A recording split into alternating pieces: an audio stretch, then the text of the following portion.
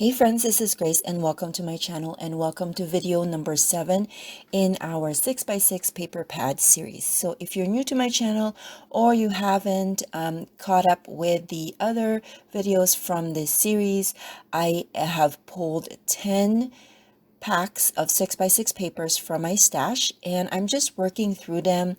I don't know if I'll be able to finish all the packs. So far I've only finished one, but I do like the idea of using them because they're just sitting there in my scrap stash. To add to the challenge, I am using a sketch bundle that I got from Scrapbook Generations, and the link will be in the description box below. And so I'm just working through the sketches. The bundle has 20 and I'm only doing 10 just because that's my sweet spot with making layouts. I feel like 10 is good. I don't get bored easily with 10, so I go with that.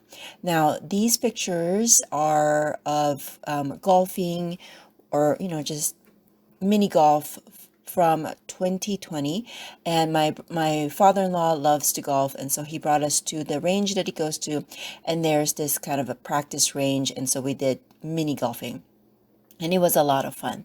And it was a lot of fun creating this layout because I was able to figure out some ways to make my own embellishments, and you will see that later on. But first, the sketch calls for 3 full-size 6x6 pads, and they're going to go in the center, and then the photos will all kind of frame around it, which was perfect for the pictures that I picked because I took a lot of pictures of the family, and so I'm going to be using that all around. Now I am not doing the sketches in order. It just depends on the photos that I have and the style that I want. Now I have narrowed down the photos that I wanted to use. There were still some leftovers, but I did notice that some of them didn't quite fit in the spaces that I want.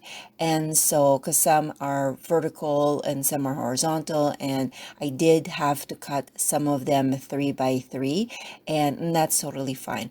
But there were some open spaces, and so I decided to fill those ones with paper, just so I can use up more of the pad that I pulled out. The pad that I am using is, I can't remember anymore.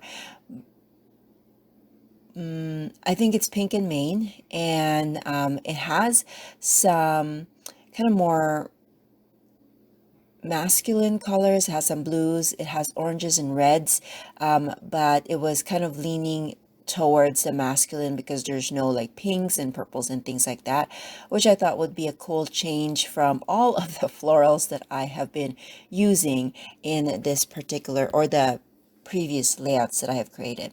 Again, I'm just now adhering things, just showing you how I'm putting everything together. The horizontal photos worked well as like the top or the bottom, just because the alignment of it, or the way the layout of the photo is. And then for the vertical photos, which most of them are vertical, I am just going to like trim them again as 3x3. Now I felt like it needed a little bit of a break between the photos and the paper, and so I added this extra step of creating some borders that will go all around the 6x6 paper. And I just decided to go with gray because I have some grays in my photos, like with my shirt and also my husband's shirt, so I went with that. And again, I didn't want to add anything that would make this page look feminine, and so I was sticking with colors and with accents that would best fit a masculine page. This is not necessarily a masculine page, but when I think about golf, I think that's more of a masculine type of hobby, and so I went with that. And plus, like I said, I do a lot of florals already, so I wanted to deviate and do something different. again, I'm just adding this scallop border or cardstock all around the frame, and I'm going to do the same on the other side. So a little bit more about the series that I'm doing. Again, it's a 6x6 pad.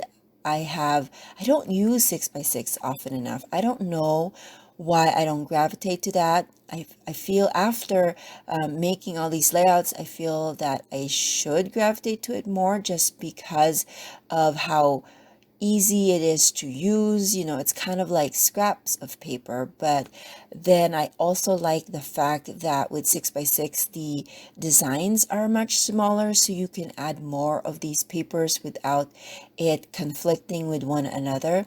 I think part of that is because I don't look at my when I create a design, I don't look at my papers kind of in small bunches. I usually work with some background paper or like, borders that are 12-inch long. But working with the sketches, I find that, you can just but those papers together. And most of the time, of course, there's times where it is pretty obvious that there's two papers connected to one another, but for most of the time, you don't really see the difference. Another thing that I did with this layout was most of the sketches, if not all of them, have the papers or the pictures go all the way to the edge of the layout. And I prefer to have a little bit of a white border all around it. And so I kind of moved things around. That 6x6 was pretty much kind of overlaid on the edges of the photos just so that I can have that border. And I like that look of that better because it frames everything. It's not having things float around. So I like that better. Again, I'm just I'm adding all of the elements together.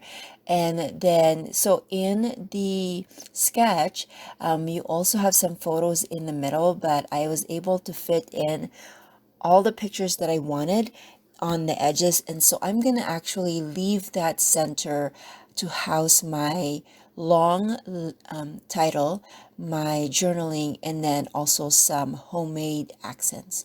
I could have pulled out my die cut machine and then looked for some elements in the silhouette design store or online to create my elements, but I don't know, I was feeling lazy, and so I decided to just go with this kind of just making my own design or elements, and it actually worked out really well too.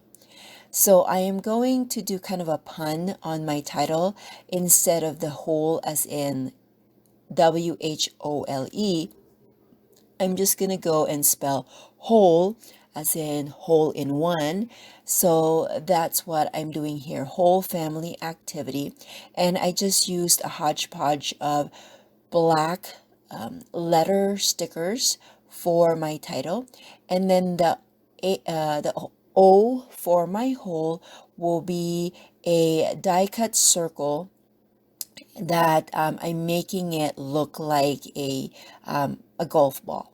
So to do that, I used the smallest circle in my nested circle die, and then I cut it on white cardstock, and then I ran it through my using my embossing folder. It's my Swiss DOS embossing folder. And then instead of using the bumpy side, I actually turned over my circle and used the indented side. Every time I kind of like look at a golf ball, the indented part is the one that's showing. It's not the bumpy side. So that's what I did. And then to make the bumpy or the indented parts more obvious, or you know make it look make it more visible. That's what I'm trying to say. I also inked up the whole circle so that it will show better. And then for the flags, I just cut up some orange triangles from scrap orange cardstock, and then a very thin black trim or black cardstock, and then layer them all together to make the flag. So I really liked how it turned out, and it was so easy to create too, and I had all of the supplies to create it, so that's even a bonus there. And I love being able to have those kinds of projects where everything that I had in my head worked out, and I didn't have to go out to go get the supplies. That just shows you that I've been scrapping for a long time, and I have accumulated a lot of stuff that I can use for homemade embellishments. So I'm pulling out a bunch of other things here. I wanted to decorate the pattern papers that I have on the sides. And at first I pulled out these greenery. This is from a card kit that I had purchased. I believe it is if it's not close to my heart, is a Hero, no, not Hero Arts, Stampin' Up one. I can't remember which one it is, but I just have this accents and I figured I will use that to decorate. But I don't know, it was just too big, and for some reason it just didn't work out. I think one of the things is because it's not the same color green as the green on the pictures, so I'm introducing another color here, and it just didn't work. Like I'm looking at it and it just didn't look good with my in my eye. And then I decided, well, maybe I can move it over and create kind of an extra border within that title block that I created. And so I'm kind of work on that.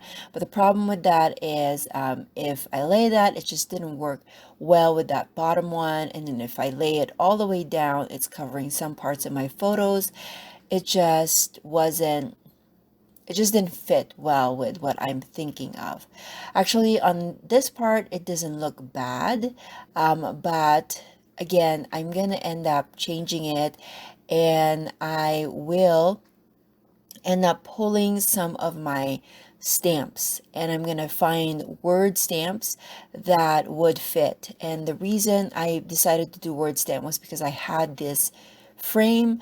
Okay, so I'm adhering this. I'm initially thinking I'm going to put the date on there, but then I found this other block again from that same card kit, and I'm just going to adhere them. I don't have any ideas yet of what I'm going to do with it, but I was wanting to use this up. I also have these butterfly die cuts again from the same card kit, and I'm just moving things around. But as you can see, I've adhered those blocks already, so it's time for me to look for some stamps to be able to add some words or phrases or whatever it is that I can add to that.